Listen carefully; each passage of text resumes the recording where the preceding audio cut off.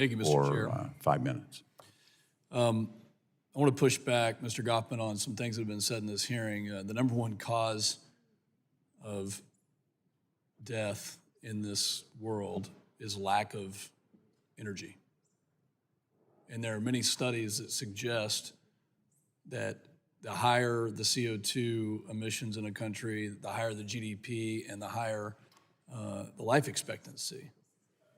And for us to be having an all-out assault from the EPA with rule after rule and weaponization after weaponization on liquid fuels and on primary sources of energy and on all the things that have made this country the richest, most powerful country in the world are just unbelievable. What's the range on your electric vehicle? What is the range on your electric vehicle? 250?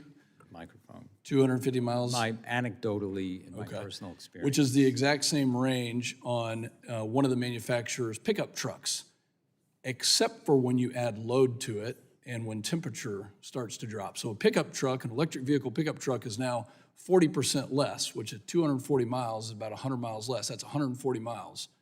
It's not reasonable. It doesn't work. I assume you support the president and his initiatives. Of course, yes. Okay. Do you support his desire to kill fossil fuels? I'm not aware that he has a desire to kill fossil Mr. fuels. Goffman, that was a clear message that he said when he was being elected to President of the United States.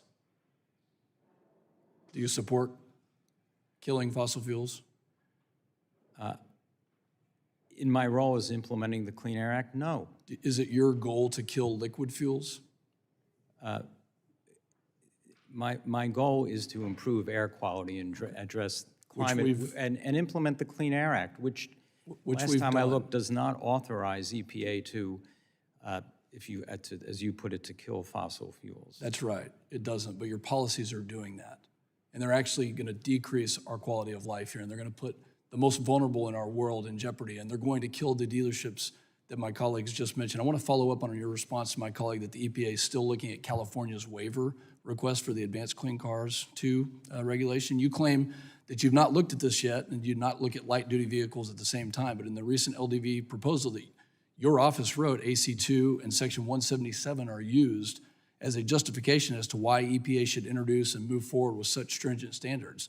This sounds like the EPA is using AC2 and a waiver that has not yet been granted or reviewed as justification for their light-duty vehicles rules. Is the agency making decisions before a waiver has been granted?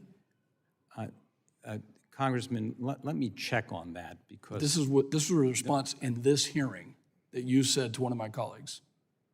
well, my understanding. Let me check to make sure that my experience is that we do not rely on regulations from California where we haven't granted the waiver. So the waiver has not yet been granted. It has not been. So would it be used as justification? Let me check on that. Is it standard practice for the EPA to use a waiver that has not been granted as justification? In my experience, we have not. But your question makes me a little nervous. Would like to get back to you. It makes me nervous as well, Mr. Goffman. I'd like to get back to you with a makes our country well-founded answer. How much electricity does the United States demand each year? I don't know that number off the top of my head. Okay, it's 4 terawatts annually. So the Secretary of Energy didn't know it. The EPA doesn't know it. FERC probably doesn't know it. Who else doesn't know it in this country? And we're mandating electric vehicles. What's the percentage increase in electricity demand if we get to the 2030 and 2035 mandates that your agency is pushing for and the administration is pushing for? What is the percentage increase that we will need? 0.4% in 2030 and 4% in 2050. Okay, so the Secretary of Energy sat right there 2 weeks ago, and she said it's going to double our electricity demand, and you're giving me a much more accurate or at least specific answer. You guys have no idea how much demand is going to be there. Where is that electricity going to come from? Well, first of all, we did analyze the demand that the implementation of these proposals. EPA analyzed it, or Yes, we department? did. We Okay. analyzed it as part of our. Where is the electricity going to come from? Analysis. It come from a diverse grid. It's 110 degrees in my hometown today. The wind is not blowing, the sun is shining, and after 4 hours of darkness, there will be no batteries on this planet that can produce a reliable source of baseload, dispatchable power. We have no plan for this.